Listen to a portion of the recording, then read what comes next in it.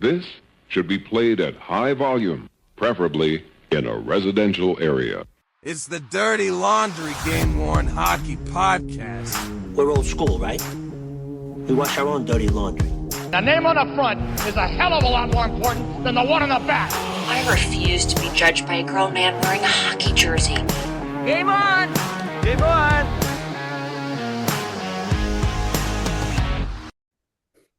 We are back with another episode of the Dirty Laundry Game-Worn Hockey Podcast, episode 116.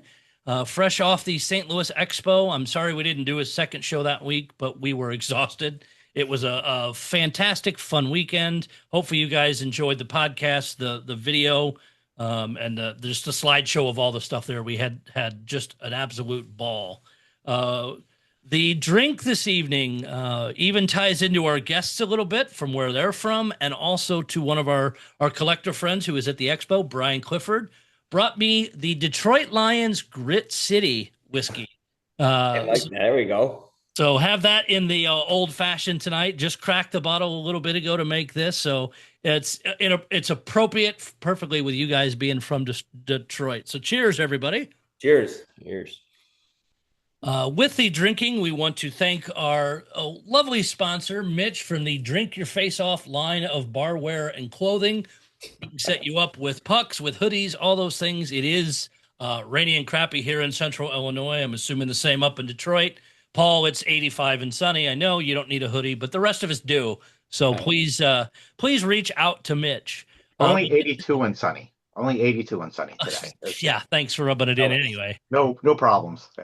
Paul is in San Jose, gentlemen, so he gets the nice West Coast weather there. Unbelievable. Oh, yes. But we do want to welcome a couple of great gentlemen. They were nice enough to work around their busy schedules and join us on a Wednesday night here. It is Joe and Zach from Second String Leather Company.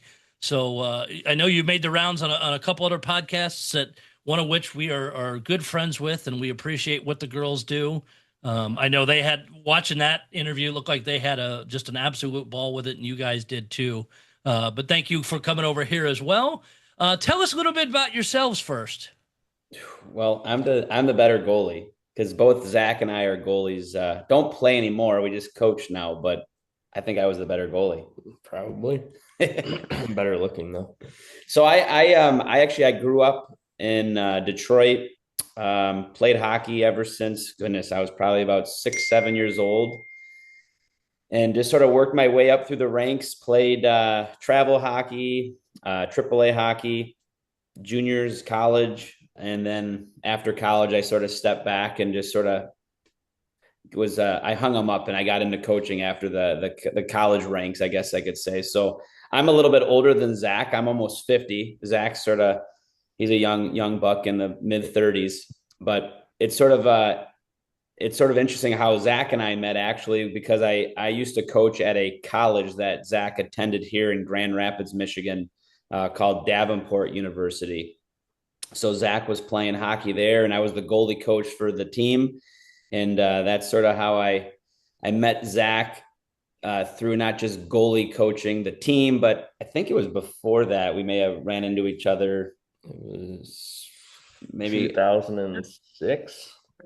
So he was probably in high school at that time, and I was trying to sell him a goalie helmet. I own Mass Marvel goalie helmets as well. So we've been around since 2003, and I think right when we started to sell goalie masks, he was actually at the rink that we may have had a goalie camp at, and I tried to sell him a helmet, and then come full circle, I ended up being his goalie coach at Davenport University, and we sort of just became friends and kept in touch, and ended up starting this crazy company in 2019. And how did the idea for Second String come about? Oh, that's a crazy question. It was something we saw on Facebook or Instagram. Somebody was taking apart like a Louis Vuitton bag, and they were making wallets out of it. And, I saw that, and I was like, oh, that's interesting. I don't know why anybody would want to cut up a $4,000 purse, but to each their own. Then I got thinking, I'm like, we could do that with goalie gear. Like people love their gear, the colors, whether that be whatever brand it is or if it's from an NHL team. Like we could take that and make leather goods out of them, and people would probably really love that. And honestly, we sat on that idea for a year and a half or something like that. Yeah, it was a while. Just thinking like, all right, what if we do this? Maybe, I don't know, so it, like I said, a year and a half went by, and I think it was like 2 a.m. I called him. I'm like, let's just do this. Let's dive in. Yeah. Let's just start buying some pads and let's find somebody to make them. So some of the best plans are laid at 1 or 2 in the morning. It's funny how that's When he called me, I thought something happened. I was like, he doesn't normally call me that late by any means, but it was the idea that honestly changed our lives, to be honest with you. And that's we've been trucking ever since. That was around 2017. And then we officially launched in 2019, in the spring of 2019. And now I think we're going on collection maybe 22. 22. Yeah. So we typically do about 3 to 4 collections a year, just depending on what's going on. And it's usually the holidays are the biggest ones, obviously, just with Thanksgiving and Christmas and New Year's and Black Friday. And it just makes the next, when we start to really ramp up in mid to late November, it just makes a crazy, call it 6-7 weeks of just selling, even through the New Year. It's just amazing to see the response, because the pieces have a connection to their favorite hockey team, their favorite player, their favorite colorways, maybe the branding on it. There's just all sorts of different associations with the pieces and how they sort of coincide with the individual or who they may be gifting it to. Because now we've actually gone from, our flagship is always hockey and will always be hockey, but we've started to dabble in golf, taking golf bags and repurposing them into wallets and keychains. And then also footballs as well. And then in 2026, we'll be getting into baseball as well. Wow. So you are definitely from a 2 o'clock in the morning idea to pretty much every sport now. So yeah. when you first got that idea, did you go out and buy a set of pads or pick up one from somewhere and say, let's figure out how this works? Kind of how was that procedure determined? I think it actually started, for us, the biggest thing was finding the craftsmen and artisans to build the equipment that we were sort of requesting and like looking to do, whether it was wallets, keychains, bathroom bags, iWatch bands. And that took the longest. We really tried to find someone that sort of fit our goals and our requests for products. And we were just lucky enough to find an individual right here in Grand Rapids that, we walked in the back of his shop and sort of changed his life, and he changed our life, and he's been making our product ever since. And they do a fantastic job, and we've kept on growing our production and growing our product lines. And it's, you just never know who you're going to meet, right? Like you open a door and you just never know who's going to be there to greet you. And it's been a great relationship. And we've grown along the way too, because we've ventured out and we do the putter covers and we do some other products with some other vendors. So we've really expanded our I guess offerings to customers.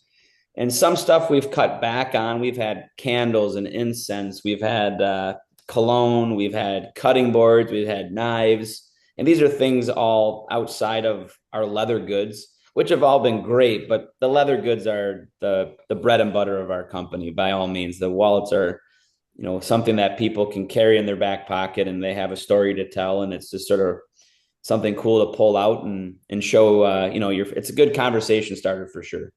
And we did some of that at the St. Louis Expo, because we were talking about telling people that we had you guys on the upcoming agenda. And Wade Hampton, who couldn't make it into the show at this point, had been talking to you about sending a glove or two in to get some work Very done. cool. And he's bought one of the waffle board wallets from you and loved it. Nice. 3-4 years ago, whatever it's been now. As everybody that listens knows, I collect Mike McKenna stuff. You had some of his things, and I was able to pick up a piece that actually had his name bar on it from the equipment. Nice. Very cool. I know that stuff went super quick because the colorway and other things were cool. But it's such a different conversation piece.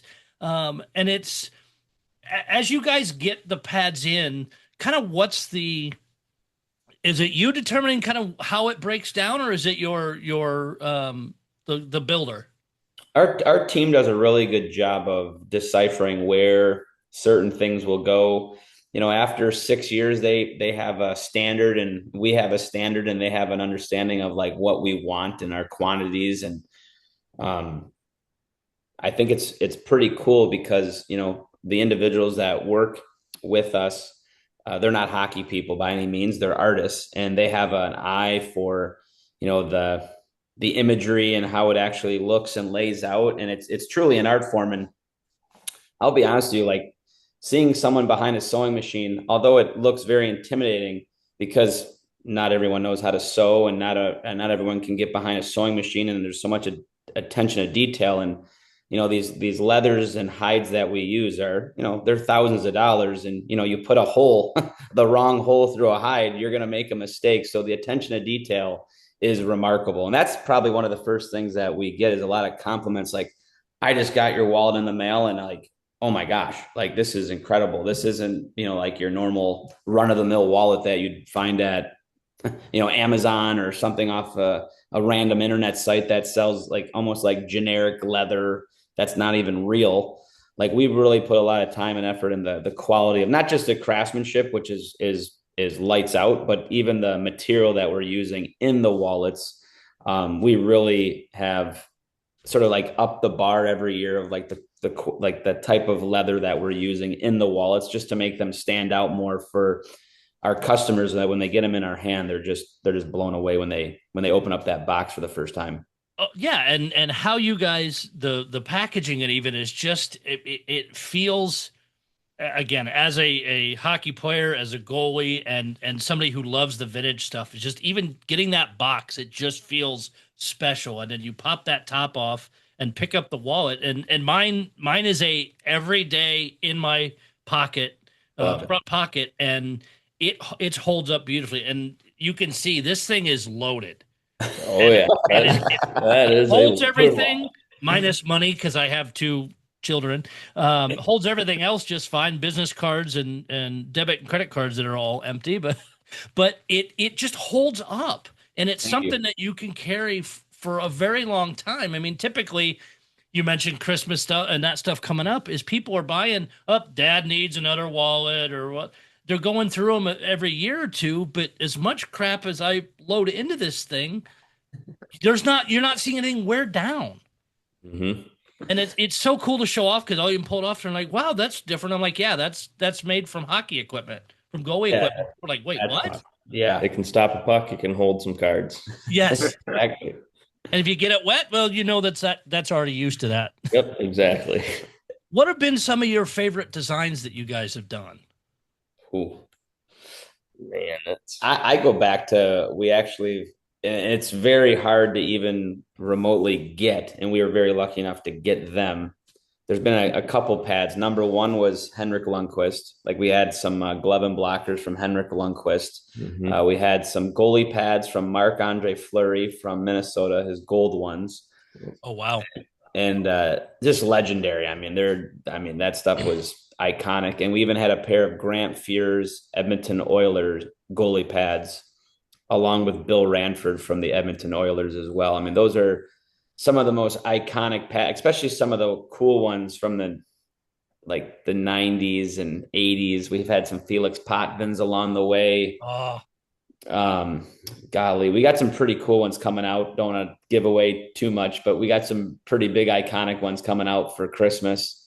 But you look at some of the stuff that we acquire, and Zach and I work relentlessly on just finding unique things. And honestly, we have people that just sort of send us emails, send us little messages on social media about, hey, I got these, would you be interested in them? Or you want to swap, I got this, we can swap it out for a wallet. Like, there's just all sorts of communication that we have with people sort of all over North America about gear that they have in their basement, And we're actually trying to, and we're actually just in conversations right now, like how do we actually go like a step further for like sustainability of, people. We get a lot of people that ask us, hey, there's some like generic stuff that doesn't really fit our model per se, but they just end up throwing it out. So we're trying to figure out a way to better use that material for other things.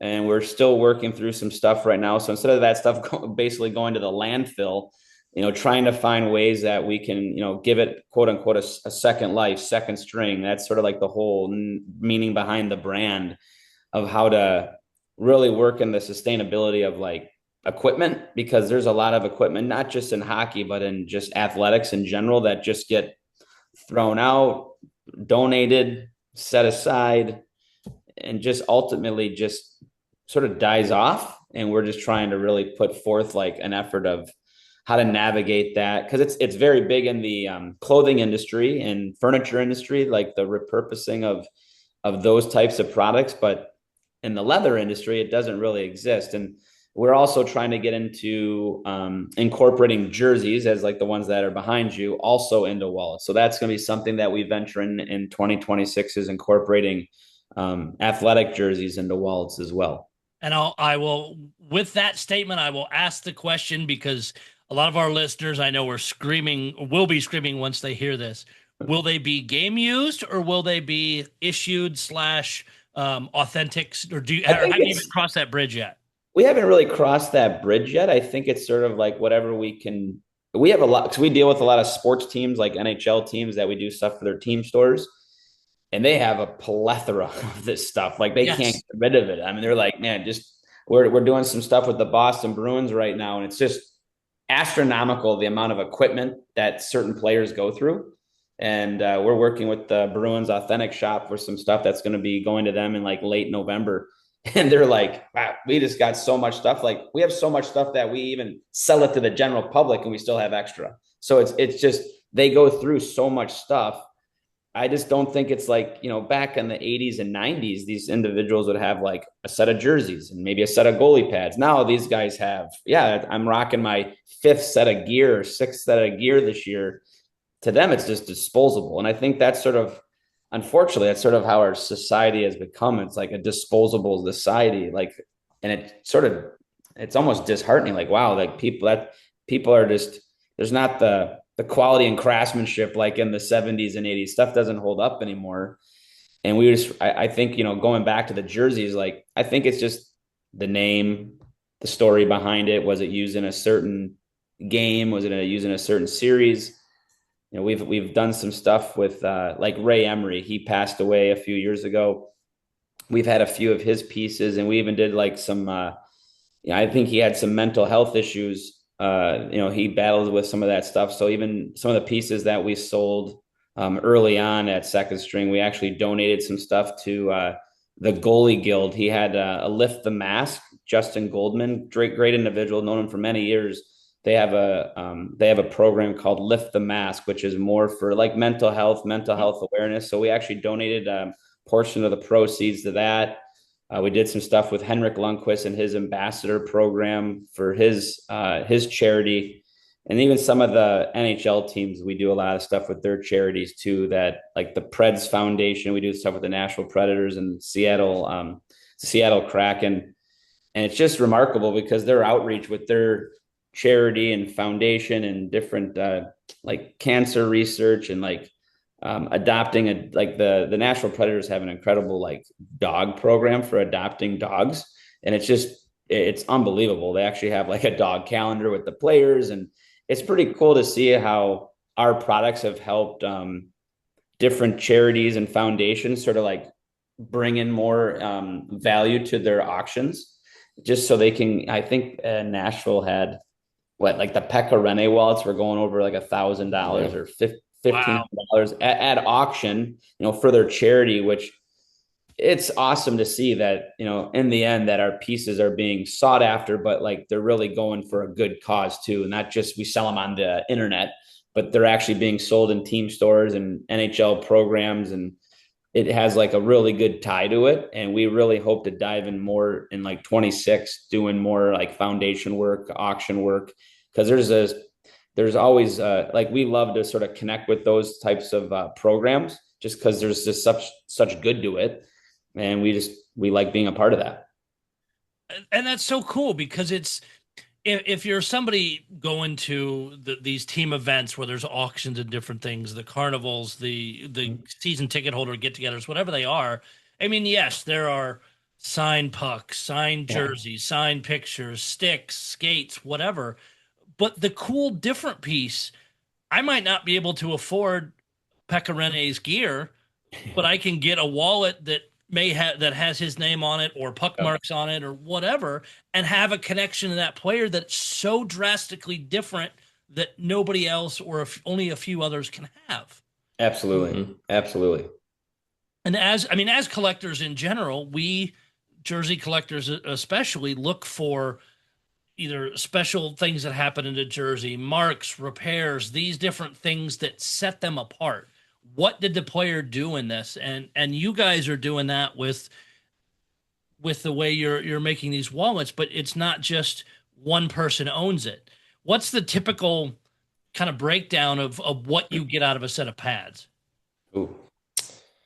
Honestly, it depends on what era it's from. I mean, the older stuff, I mean, the stuff you find inside those pads is crazy. I mean, we found like styrofoam from like couch cushions or something inside. Oh, there was like newspaper clippings. Like they used to shred up the newspaper back in the 70s. It's just, I mean, between deer hair, yes, anything to get that extra padding in there. Yeah, absolutely. It's hilarious. But yeah, again, it depends on what era it's from. The stuff nowadays, they don't really use straps anymore. You know, it's more of the Velcro. So, and we usually use the straps for our bathroom bags on the sides.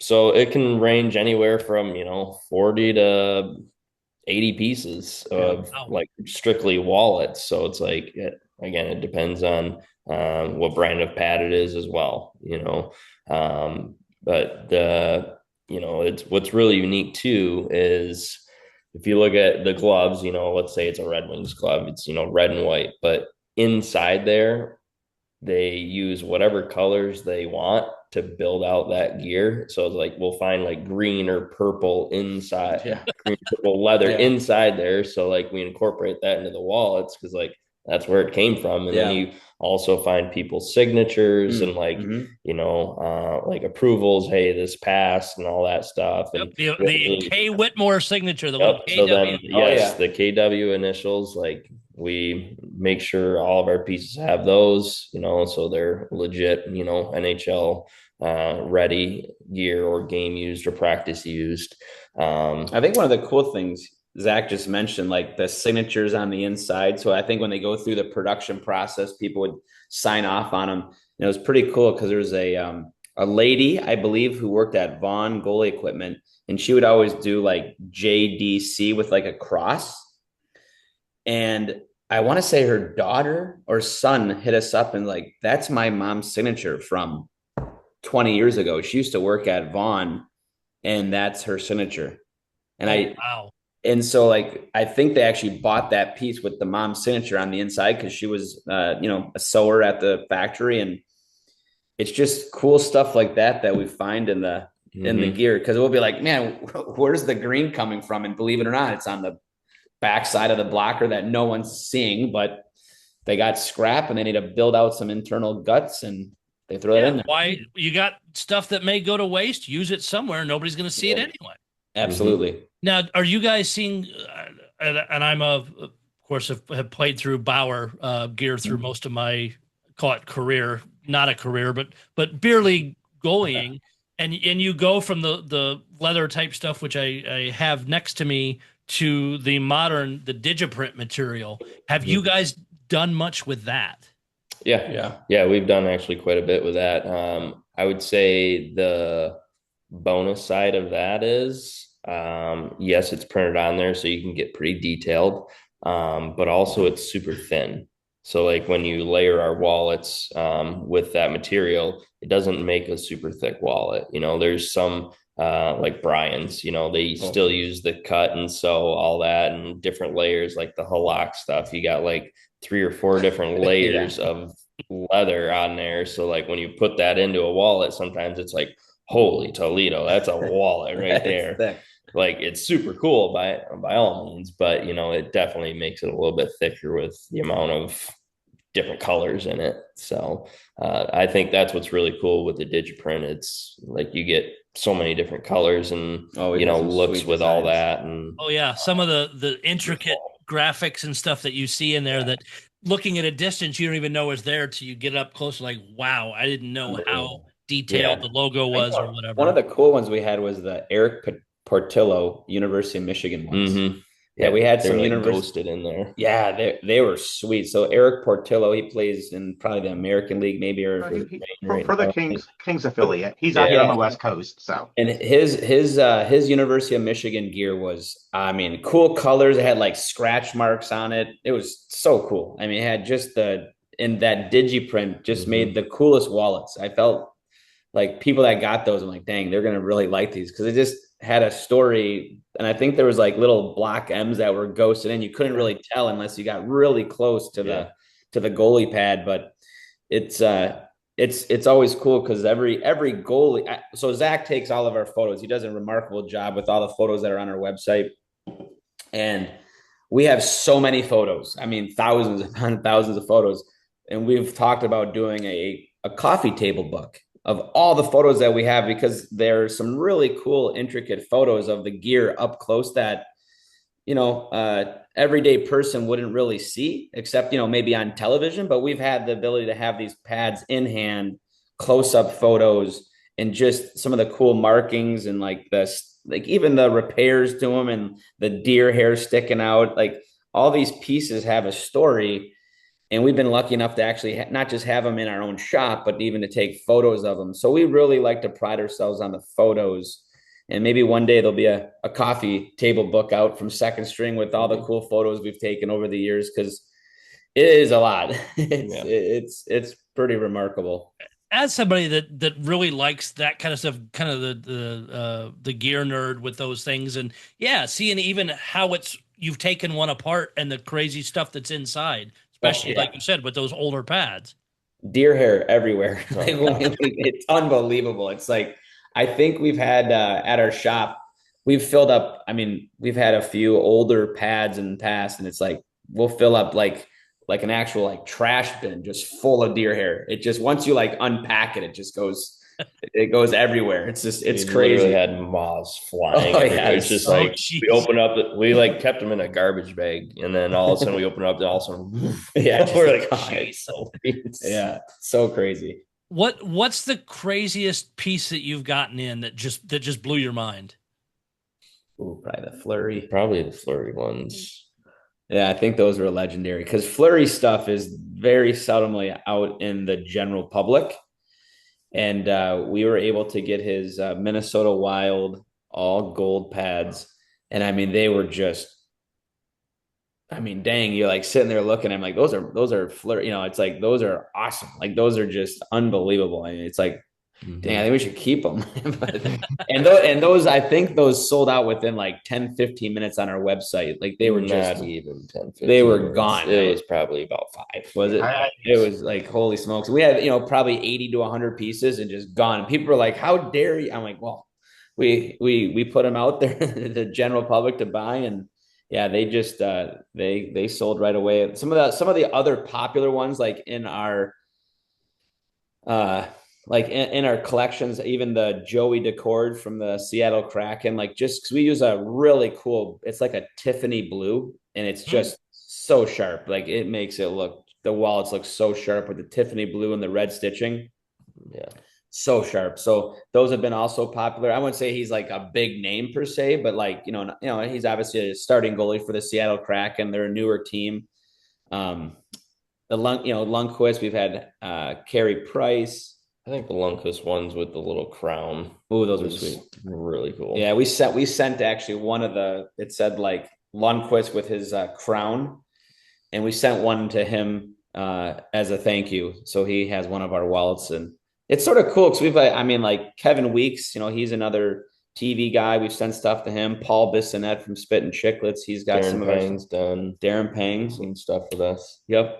You probably didn't get much out of those because they were so small. It's so tiny. Those pads were very, very small. They were. Like, obviously he's not a tall guy, but they wore their pads way different back then. So it was it was pretty cool. Extra small. He sent us 2 pairs of pads. Yeah.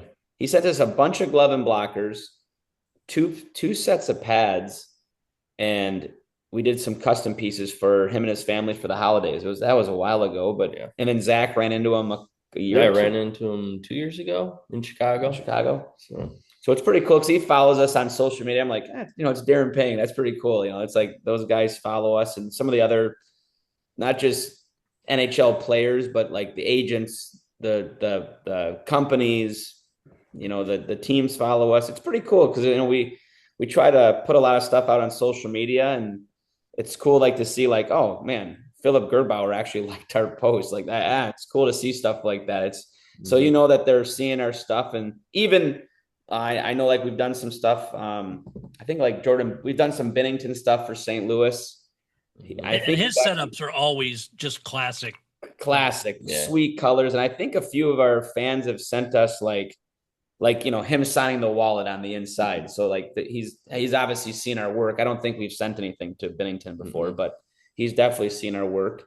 It's just cool to, I know the Cam and Strick podcast, those guys, oh yeah.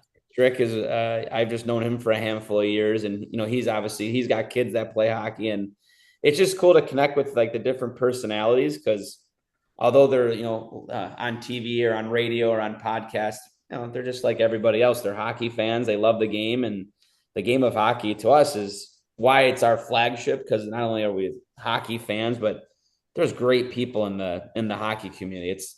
It is truly a special sport. Oh yeah, and no matter the like us from the collector side, we tell people, I don't care if you have 1 jersey or 1,000, you're still a collector, and all of us can still have conversations and Absolutely. all come together on whatever we want to talk about with that. Did you when you started this, did you feel like it would hit the point where you were getting all this NHL level stuff and would see some of this historic gear? Not at all. We sort of pinch ourselves still. We talk about it daily. It's oh man, Seattle. I mean, one of the coolest emails and one of the coolest projects we've ever worked on. We were playing golf a couple summers ago, and we get this email, and I'm like, man, that name sounds so familiar. And it was Danny Wart. So he's the CEO and owner of the Chicago Blackhawks. Yes. His father obviously just passed away maybe a year ago, and he took over full time with the organization. And I'm like, man, that name is so familiar, because it didn't say Chicago Blackhawks, didn't say any of his title, it just said Danny. I'm like, his last name too. So I was wrote him back, and then he subtly slides it in there that he's with the Blackhawks. I'm like, Zach, this is the guy who owns the it's not some PR person, it is the guy. Yeah. And he was Chicago Blackhawks. Yeah, it was cool because it was we got to talking to him on email and on the phone, and to this day still follows us, talks to us. We've had some communication with him after the fact. We've gone out to a few of the Blackhawks events, and he's like, yeah, my wife she wants me to get rid of my goalie pads in the basement. They've been in the basement for a while, and she wants them gone. Well, she doesn't know that they're my state championship pads from when I played high school hockey in Chicago. So I would like to have some pieces made. I've been following you guys on social media. That's why I'm emailing you. And it was really cool because we made the pieces, we sent them out, and he actually invited us to the Chicago Blackhawks legend camp. And they basically become a Chicago Blackhawks for the weekend. They outfit you top to bottom in all the Blackhawks gear. You basically stay in the hotel that the hockey teams stay in. They take you out for high-end dinner. It is just, you're basically a Blackhawks for the weekend. You're a Blackhawks player. So it was at Fifth Third Arena where the Blackhawks practice, and we actually were able to go into the practice facility and into the Blackhawks locker room and set up a little table, and actually we were able to mingle with all the the people from the camp for the Legends camp. And it was just, I mean, met some incredible people from like people that worked in the NFL. I mean, it was like I think it was like $10,000 or $15,000 to do the camp. So I mean, it was some pretty high end people there for the weekend that had some disposable fun money. We've met like a pilot that was like for movie stars or movie producers. There was the concussion specialist for the NFL which was a cool story because he got into hockey because his neighbor was Curtis Joseph in Arizona. So he's like, yeah, Curtis Joseph was my neighbor. That's how I got into hockey and became a hockey player. He's because Cujo was my neighbor. That's crazy. So we just had and we actually had dinner that night with Danny, and he's like, hey, do you guys want to just chill out and have some dinner with me? I'm like, absolutely. Gee, let me think a second. Yeah. So it's that. I mean, that you just never know. We pinch ourselves every day. Like, never thought in a million years that this idea would just transcend into what we do now. To be honest with you, it's sort of been a really cool blessing to sort of see how we've, I wouldn't say we've changed the sporting world by any means, but we've brought some really special moments back, like the nostalgia factor. And I think that for sure.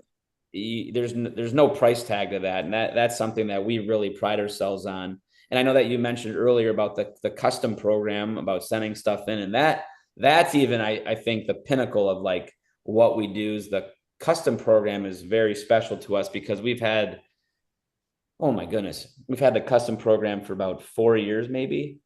Yeah, 4 years. And it just keeps on growing and growing. And like the pieces that we make have beyond like heirloom pieces. This is my father's equipment from the 60s, and this is my deceased brother.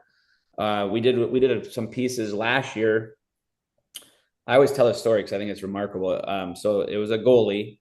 He played in Canada, and he was the local like dentist, and he took care of everybody. Like they would, play men's league for 30 years, same group of guys, 30 years, played men's league together on Sundays. And then after, he would take them out for pizza and beers, and he'd pay for everybody. And when he passed away, his daughter sent us a message and said, hey, for my dad's funeral, I would love to give all the hockey players that he played with, they'll be present at the funeral. I'd love to give them like some keychains. And put them on everyone's seat, like where I know that all the hockey players would be sitting. And so I think she tied sort of the eulogy into like, hey, just so you know, like what's on your seat is a piece of my dad. You guys meant so much to him, and now you can carry my dad with you, as you go, through your day. And you can always think about my dad when you look at your keys or grab your keys every morning.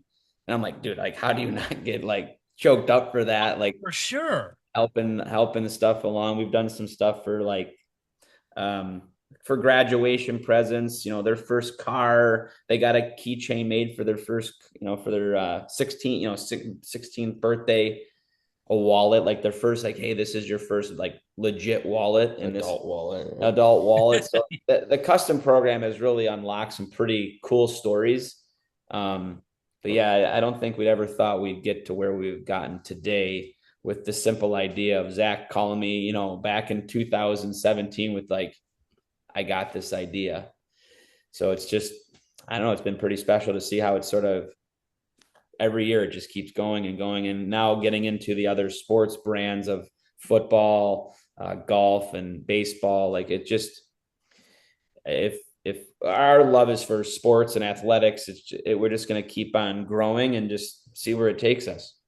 And it helps too that you guys have both played hockey a long time, and you have those deep roots. It's not just, oh yeah, I'm a hockey fan. Oh, I got this idea.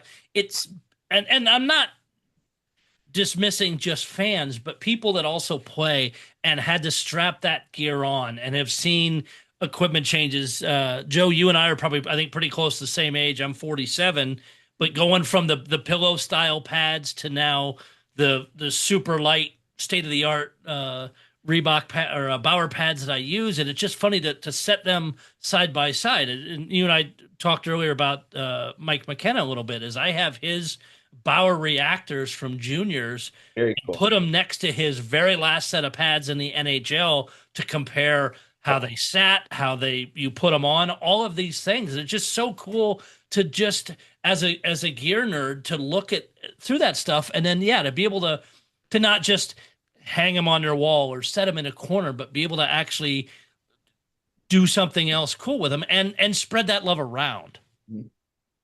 Yeah, I want to say, oh goodness, like the first set of goalie pads that I ever wore were I actually had Heaton, like the original Heaton Gen 1. So these were what Greg Steffen wore. They were like the box pads, so almost like the Winlight or oh gosh, they're like Smith pads that Tom Barrasso wore. Well, Heaton made like Not the Aeroflex, right? the Aeroflex, yeah, the Aeroflex. So that Heaton those big, bulky, boxy, white. Yep. Yes, and Heaton actually made a pad that was like that. It was like they called like the Gen 1. They're so hard to find, and I actually had that was one of my very first pairs of pads. And it's sort of funny because like those pads are almost like what you see nowadays with like the Vaughn Velocities, like how they're real boxy, like they like how the pads have sort of started to come back around. I don't know if they'll ever go back to deer hair, unfortunately, but I hope but get a little heavy. It's just cool to see like how the goalie pads, like the technology has changed. They're so darn light. It's just remarkable how light things have gotten. Because I think we had a pair of John Brown goalie pads from probably the 80s, and they were just small little tiny guys, but they had to be. They felt like they were 20 pounds each. They were probably the heaviest pad I've ever like physically lifted. I'm like, these are just. And as you played in them and they got wet and sucked in all that water, you were about twice as heavy when you were done. Absolutely. And I love the. Well, I was gonna say, what did you wear, Zach, for your first set of gear? Very first set? Oh yeah. Golly, I think it was a pair of Vaughn Legacies, all black. Ooh, okay. Jason, what'd you have? Like, what was your first set? Mine actually were Mike's junior pads. I got into playing goalie late and actually bought the whole set because he's full right like I am. Got the full set of the bioreactor setup and the playing stand up goalie for longest time and luckily enough, because I collect Mike's jerseys as well. Every year I would buy his game worn jersey and then at times trade him jerseys for his pads. So I basically followed Mike's career and followed it with getting gear. So I've got Devils, I've got St. Louis Blues, I've got Columbus Blue Jackets, and then finally finished out with the Flyers, originally Senators, and then they put the tape all over it and turned it into Flyers pads so the new ones came in.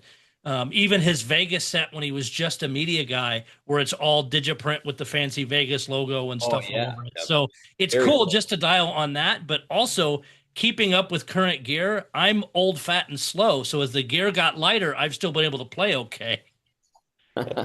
Plus, you're opposite hand, so you catch right. Catch right. Yep. Wow. Those are tough goalies to score on. Yeah. You haven't seen me play. But it's just one of those things that no matter how bad of a night you have, it's still fun doing it. And again, I play beer league every Monday. Like this week, we played. Our rink just got redone. We've been down 3.5 months. We started at 9:30 and got out of the rink at 10:45. Really? But you know what? I'll take it. I'm in the office at 6:30 the next morning, but I'll take being exhausted because I just enjoy that stuff that much. But it's the connection to it, just the strapping it on and putting on the helmet and just how that stuff feels. And now you can enjoy it in other ways. I'll ask the difficult question because I know, again, a lot of our listeners, especially the older collectors, would kill me if I didn't. Is have you taken a lot of flack for some of the stuff that you've turned into the wallets and that? Yeah. And I guess, how do you respond to that? I mean, honestly, like we've gotten some, whether it's emails or comments, and I mean, we just try to stay ourselves. We just try to sort of stay focused on what our brand's all about. I think it goes back, you're never going to make everybody happy. I think the biggest thing that we try to like really hit home on is like, there's not just hockey fans, but sports fans, athletic fans, that you can really, have a pair of pads in the corner of your man cave and it just sits there. or we can repurpose that and we can give it to hundreds of individuals, thousands of individuals that actually have like something in their back pocket that they're proud of. And they can pull out and, show, a colleague or someone at the bar at a hockey game, and they can pull it out and it's like a conversation starter. We've had it where, we're out and about and we see people with our hats, with our sweatshirts, with our apparel, and we just, hey, second string, and they're like, yeah. I'm like, well, yeah, we're actually the owners of Second String. And, oh my god! And they like, I got a wallet too, and they like show us their wallet. So I think it's more about the conversation and the nostalgia factor of having a piece with you, even though you're a collector. You can still have that piece with you that you can show off and be proud of. Because the next thing that we really want to get into is like the trade card shows and the memorabilia shows, because there are people that go to those shows that are big time collectors for jerseys, sports cards, memorabilia. And we haven't even like gotten into that arena of like being present at that show where people can talk to us and like touch and feel our stuff and like get a sense of like the craftsmanship. Because, everyone can say, that looks like, a kid made it. Well, no, I disagree. Like the quality and craftsmanship of our pieces, when you get them, speak for themselves. Not only are they quality leather goods, but they're built to last, not just years, but like decades and generations. And so we're making what we would feel like our legacy heirloom pieces that have a story. So like the people that don't exactly see eye to eye with what we do, I mean, we just, to be honest, we just took this idea. We never really even knew whether there'd be backlash or not. We just sort of followed our idea and sort of saw it all the way through to the end, and it just kept growing, to be honest with you. Mm-hmm. And I just don't think we'll ever make anybody happy, but I like to think that, we have, we've changed people's lives that we have working for us, because we've given them an opportunity to do what they love, and that's build leather craftsman quality type goods. And we think that we have put out pieces that sort of speak for themselves, because we have people that constantly buy our stuff. Hey, we got this individual, they've been to our website X amount of times and they've purchased 34 times. To us, that speaks volumes of like the quality and craftsmanship that we're putting out there. And yeah, we get the occasional email or post online. We don't really get involved in that stuff. That's sort of not really who Zach and I are. I mean, there's probably people that would start writing, and you're never going to win those wars. I just sort of let our pieces sort of fight the wars for us, because I think the quality and craftsmanship, that's what sort of wins people over. And oh yeah, the first time you see them online, and again, they look absolutely awesome there. But once you get one in front and can put your hands on it and look at how the pockets are done and how the things are sewed and how your logo is integrated into the leather, all of those things, to know it is craftsmanship. It's beefy, it's solid, it's not going to fall apart in 6 months. You're going to want to buy another one or a different type of wallet or a watch band or whatever it is. It's not a one and done. And I think that like it's truly a lost art. I was just talking to a lady today, and we were just talking about the sewing machine. And I said it before. It's an intimidating machine. It's you could basically sew your hand down if you really think about it. I mean, these machines are extremely powerful, and it's just not everyone knows how to use them. So when you look at it, it's like because back in the 40s and 50s, every household had a sewing machine. Now no one even really knows how to sew. So it's sort of like a lost art. And sort of tying that back to the hockey industry, a lot of these companies that do make the goalie equipment, that things are hand sewn, they're also having a hard time finding employees, because not everyone wants to work with their hands nowadays. It is truly becoming a lost art. And there's a reason why, like a pair of Brian's goalie equipment that are custom made in Canada, holy smokes, those are $3,000 or $2,500 for a set of goalie pads. Well, yeah, it took someone almost 20 hours to make that. Oh, these take so long after I order them. Well, no shit. There's a reason why.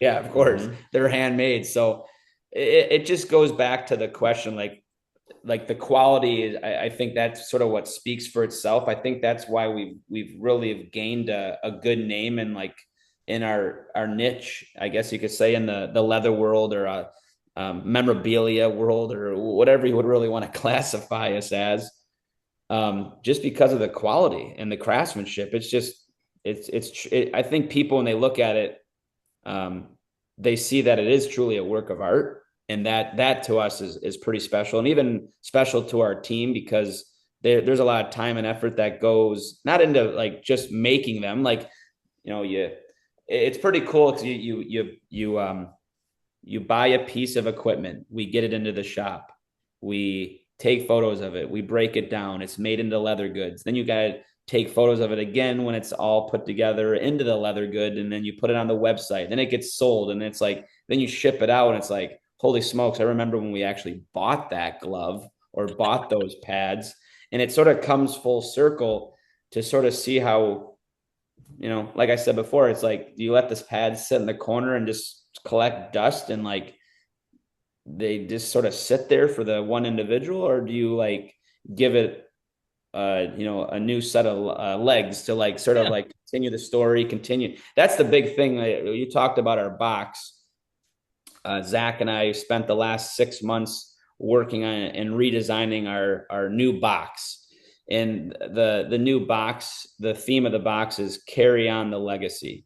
And that's truly what we feel that Second String has become, more than just a leather company. It's more about carrying on the legacy of the leather goods. And I think the more we get into this, it's these are legacy pieces is what we're creating, just from not just sports, but going into that custom program where we're talking about family heirloom pieces that, I mean, there's just remarkable stories that, I mean, we never even thought we would even remotely even touch on those stories when we first had this idea. And truly blessed. Honestly, it's truly a blessing to be able to, to work with the different NHL teams and customers, and like give them some special meaning behind the pieces that we give them. And we just, I guess it's like that legacy piece, it just sort of resonated when we did the box, carry on the legacy. It just sort of hit home, because again, they're just one-off legacy pieces, which and even like you said, going back to the woman who sent her husband's pads in to then spread around the funeral. Yeah, they're all carrying on his legacy now. Yep. The memories of every time they stepped on the ice will carry on going forward, and that may get passed on to their kids because they knew him too. It's you're breathing new life and new stories into things that already have a great story, but you can then just expand on that. We actually remember the gentleman that played for the Pittsburgh Penguins. Wasn't the daughter sent? He used to play for them in like the 70s. Yeah, was that the one he cried at Christmas? Yeah. So we had a lady sent us her dad's gloves from the Pittsburgh Penguins, but this is when they were powder blue and black. Oh yeah. So I think that was maybe in the 70s. Yeah, late 70s, early 80s, I think. Somewhere right in there. And we made them like just awesome wallets, coasters, like just these were like really old vintage gloves that were probably like a pair of Cooper all leather from the 70s. And she hit us up after the holidays. She's like, I've never seen my dad cry before. Like, wow. What? Yeah, that was cool. She's like, all my years, I've never seen my dad cry. He was playing the NHL, tough guy. And he cried when he saw what we did with his gloves. Like, it was like truly like remarkable that he's like, you guys actually, this isn't like this. I was like lost for words. That to us is, that is Second String. That's what we're all about. Because you're helping other people make new memories or be able to share them in other ways. And it's such an out of the box different thing that it does. You can spread it out so far. Just a couple more things, and then we'll let you get out of here. I know it's getting late up that way. Is about for anybody that has a set of pads or gloves or whatever, kind of what's a rough cost and time frame for that, if you can give that. Man. And I know it's sometimes probably a little bit individual in what they want. Yeah, that, but exactly. It's all depends on what they want. Sometimes they're like, hey, I just want a keychain out of it. All right, well, that's not too hard to do, pretty quick turnaround.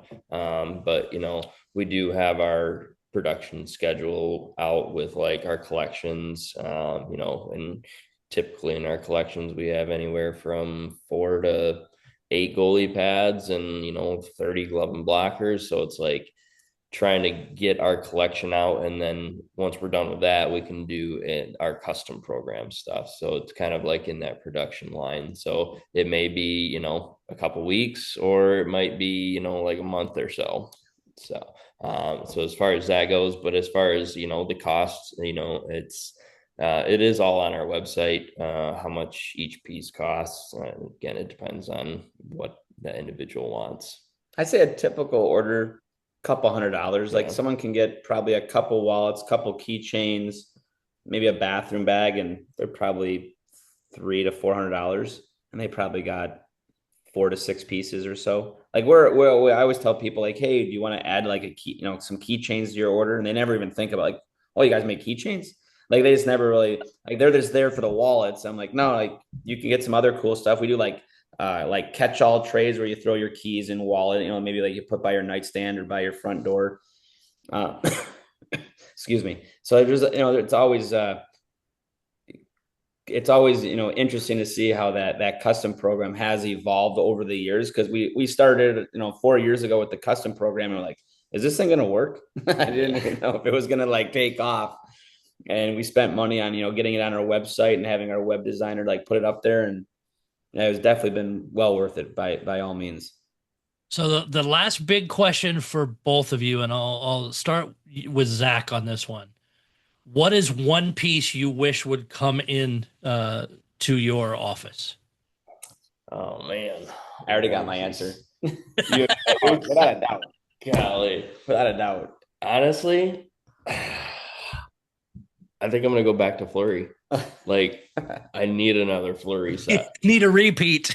Yeah, like I was gonna say. Okay, which one would it be? What team? Oh man, that's another tough one. I mean, we've already done gold ones, but I think. Oh no, maybe. Maybe the yellow set that so he did. So sharp. I mean, you could do multiple yellow ones. You could do his original co-host from the Pittsburgh Penguins. Wow. But I think I would honestly, as much as I do not like green, I would do the North Stars, the yellow with the green. Ooh, so sharp. Yeah. Those are sweet. Trues. Yeah, I think those would be sick. Joe. Oh man, we were so close to getting like Henrik Lundqvist Stadium Series goalie pads, and we would have had to sell our kidneys in order to buy them. But, oh my gosh! But we ended up not doing it. But I was like, man, they look so awesome. I mean, just because we've had like Martin Brodeur, his New Jersey pads. But man, I was gonna say the Marc-Andre Fleury yellow ones are just like iconic. Mm-hmm. Even probably a set of Patrick Waugh's goalie pads. We've never done anything Patrick Waugh. Like the Coho ones with the almost like the K in it. Those are sweet from the Avalanche times. Oh yeah, those are sharp. So with all that, again, you guys and Paul, do you have any questions for the guys before we let them go? Actually, I do have a little bit of commentary and then a question based on it. So I personally think I love what you guys are doing. It's really interesting and the cool stuff. I think we're going to get a very mixed response to this show because we do have a lot of the collectors there who do want to look at that one pair of goalie pads in their corner gathering dust. I know it's not the same as with jerseys, and I'll touch on that in a minute. And you mentioned, a bunch. I know we're going to have people saying, I really wanted those Fleury pads, or I wanted the Lundqvist pads. For me, it was the Eric Potola pads.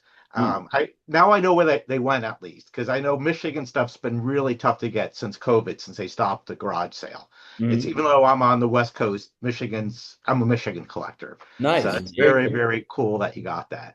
We actually just last Christmas we did a ball from University of Michigan football from the Rose Bowl. Oh my! You were at the Rose Bowl, Paul. They probably won. You saw.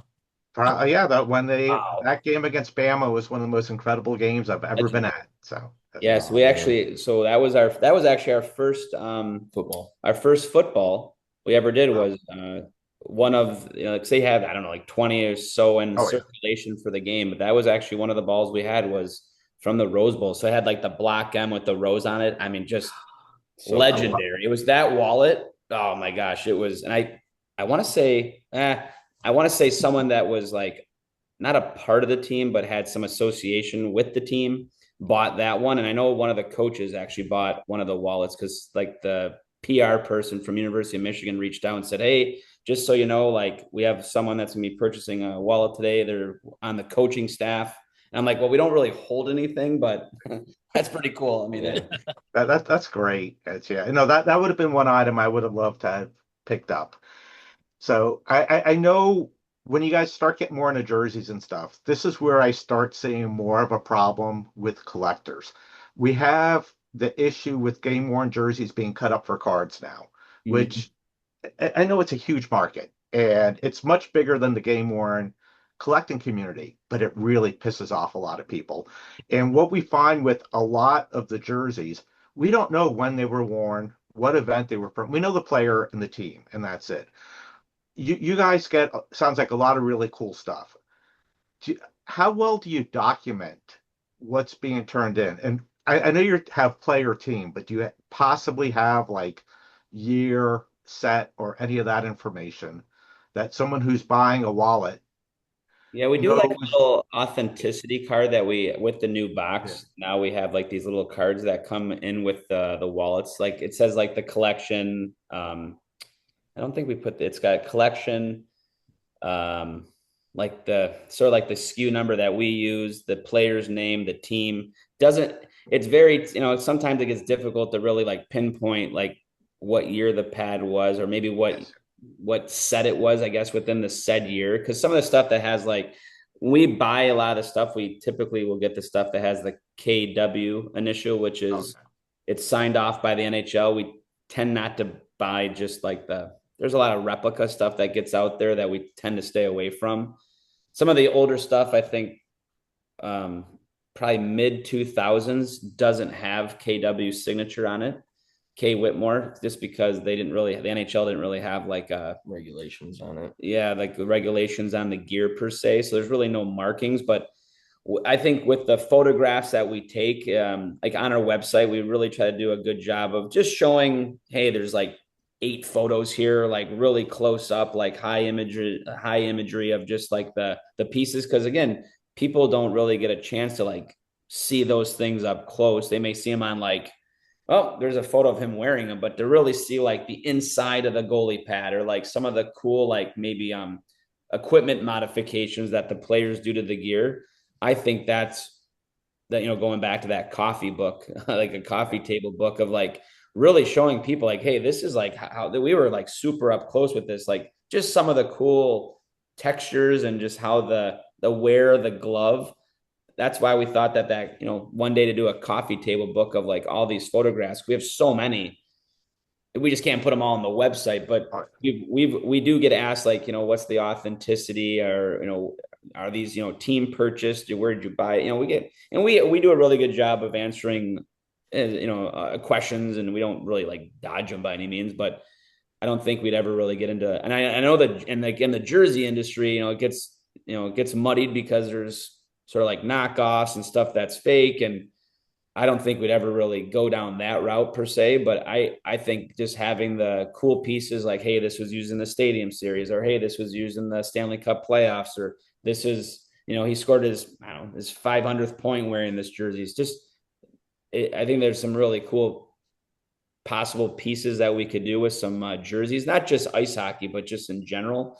I know like how they have the sets, some of the sets for players have changed. Sometimes they only get issued like 2 per year, 4 per year. There's obviously the repairs on them that get done. I know like we do a lot of stuff with the Hockey Town Authentics for the Detroit Red Wings at LCA. And I mean, you go in their back room and it's like, holy, but I mean, it's like, wow, they actually spent all this money on jerseys and they're just sitting there. And the guy's like, we can't really even sell these. Like, there's just too much to go around.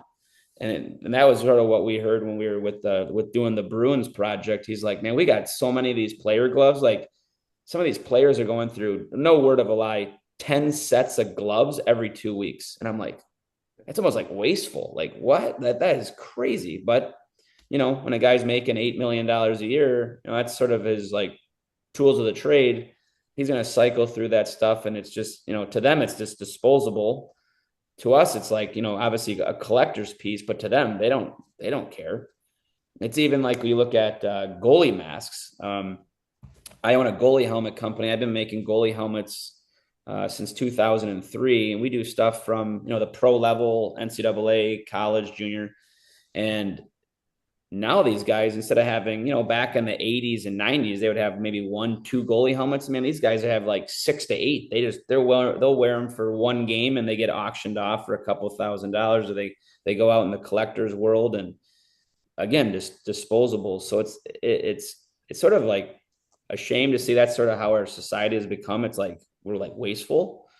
And so, going back on that piece about how do we do sustainability, because even outside of like our pro stuff and stuff that's like quote unquote high end collectible stuff, there's also some cool stuff that we want to do. Like, now that our brand's grown, to like try to help with donations. I mean, there's even like a lot of hockey associations hit us up like, hey, we have a whole room of like equipment. Would you guys buy it? And I'm like, well, we don't have enough room for all that. But yeah, I mean, one day we'd like to be able to acquire that stuff and do something special with it. Because it's even like, yeah, guess what? You can donate all that equipment, and then you can maybe come into our custom program and we'll actually build you some pieces, and you can auction them off at your association and make some cool pieces for the holidays or whatever it may be, coaches' gifts. And that actually came from your equipment that was in your, back shed.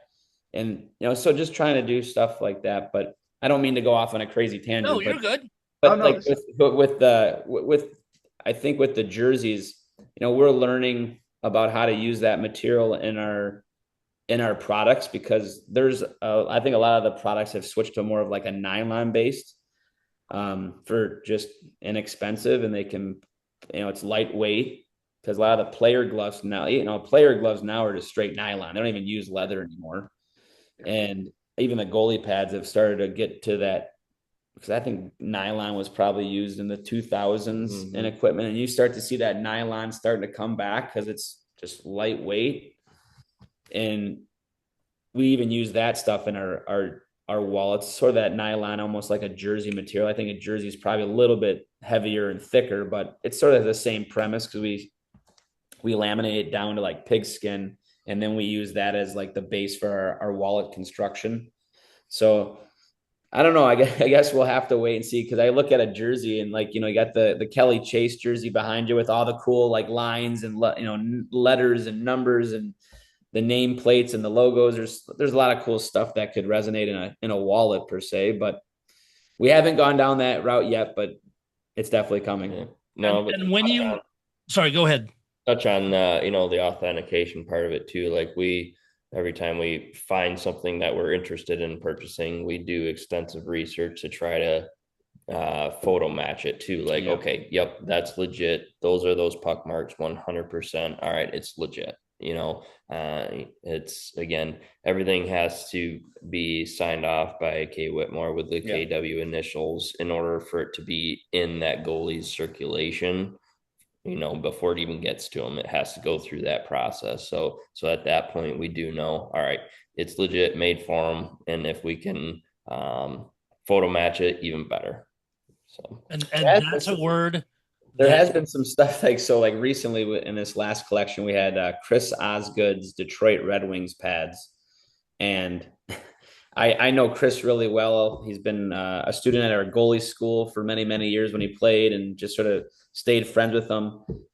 And so when we actually got 2 sets of gear, we had his New York Islanders / St. Louis Blues Vaughn goalie pads. So I remember those when he came in. Yep. Yeah. So they were like worn in the Islanders. They had a little bit of orange in them. And then when they got traded to St. Louis, he like Sharpied it. Yeah. Sharpied it out with like the orange was like turned to black. And we had those pads, and I sent him a photo. He's like, "Holy smokes, man! I haven't seen those in like 20 years. That's crazy that you have a set of those." But then we had his Detroit Red Wings one, and this is where it gets sort of cool to sort of hear the backstories of like how some of this gear is made for players, but they may only wear it in practice, or they may wear it once or twice, not like it. And so we got these Eagle goalie pads, and they had the Detroit Red Wings logo on like the bottom boot of the pad. So I'm like, "Hey, have you remember these Eagle pads?" He's like, "Do those have the Crown Royal logo on the boot?" And I'm like, "What?" He's like, "Yeah, he likes his Crown Royal." So they as a joke, they made him the one with the Crown Royal logo on the boot, and then they made him the one with the Red Wings logo on the boot. And the one that he wore that you could see in like one picture that I've been able to find, he was wearing the Crown Royal one. And they're like, "You can't wear that." The Red Wings are like, you can't wear the Crown Royal logo in that. So he ended up ditching the pads and like never, he wore the glove and blocker. So the pads were slightly different. Like the Red Wing logo one that we had a different design that matched his glove and blocker that he wore. But he ended up wearing the other goalie pads that had the Crown Royal that didn't match the glove and blocker. So I thought there was this, to hear his story behind that, like, they made him those goalie pads because, again, he likes his Crown and Coke. So he had the Crown Why Royal not? on the pads. I was like, that is a pretty cool story that, again, no one is going to know the story, but that's why they had the logo on there. Yeah, but that's something that you can pass along too is, hey, this is right from the source. Yeah, it was cool. And we even like, there's always been a couple other like we had some Kevin Weeks goalie pads, I think, when he played for the Rangers that never made it into circulation, but they had like, he always had like Panther logos on his on his gear. He sort of kept with that trend of like this Panther looking like animal. I think when he with the eyes on with the eyes, and when he went to the Rangers, he had just this cool setup with like this iridescent like colors of the eyes and how it was like intertwined to the like design of the pad. Never wore them, and I thought they were the coolest pads. And so like we get stuff that even though it's like not in circulation, we still like there's a story there. Oh, So for sure.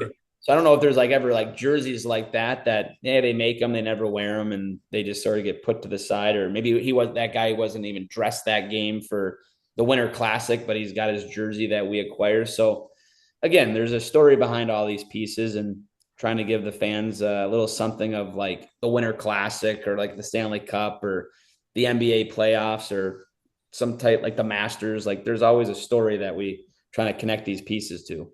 And I love every bit of that. Once you guys get into jersey stuff more, feel free. We love researching, we love authenticating, figuring out when pieces were worn, if they were, all of those stuff. We have deep resources and would be glad to help as you guys I have a really cool jersey I'll show you real quick. So I was actually at the Montreal Forum when Patrick Waugh gave up 11 against the Detroit Red Wings. Ouch. That was a great game. My dad is actually really good friends with Jacques Demers. So when Jacques was the coach of the Montreal Canadiens, I actually have a game-worn Patrick Waugh jersey that's sitting over there in the corner.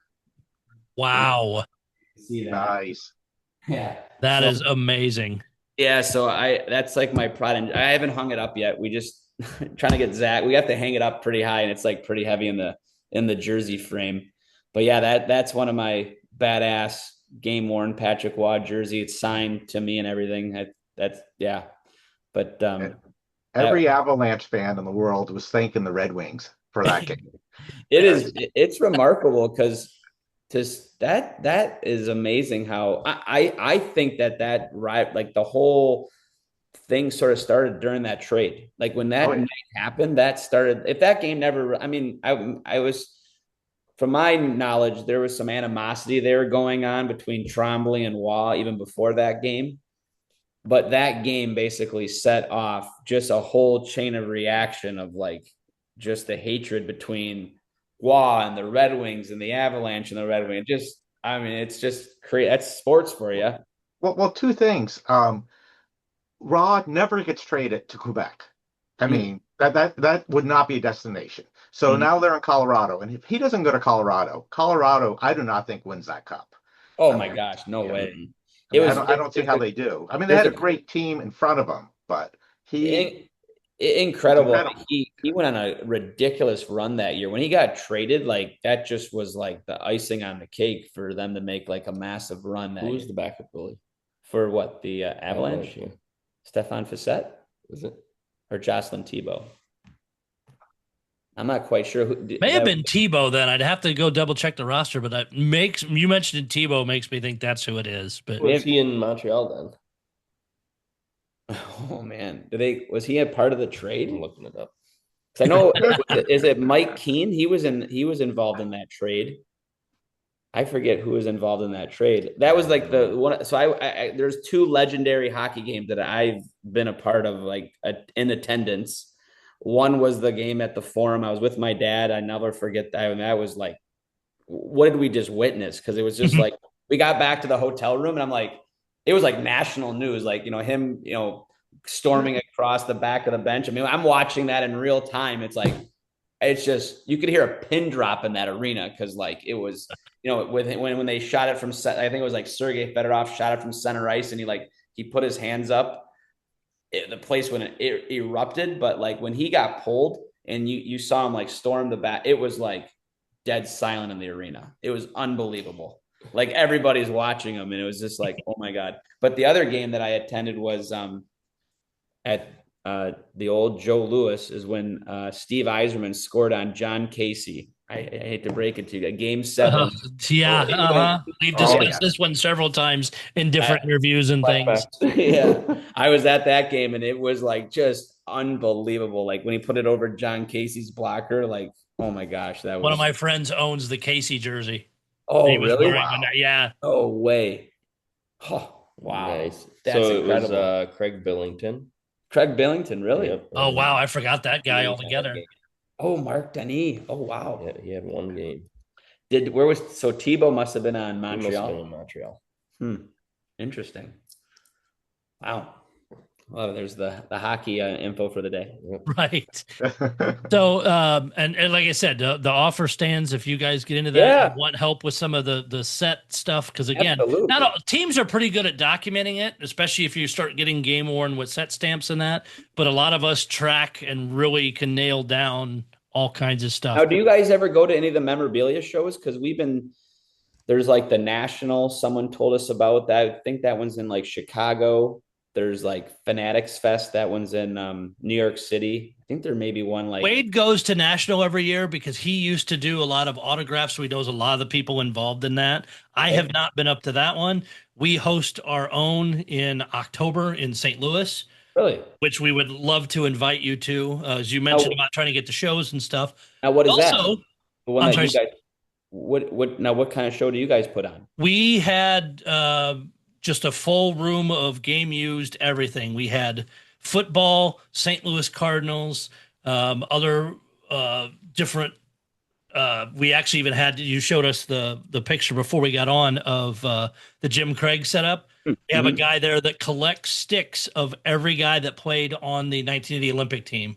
Wow.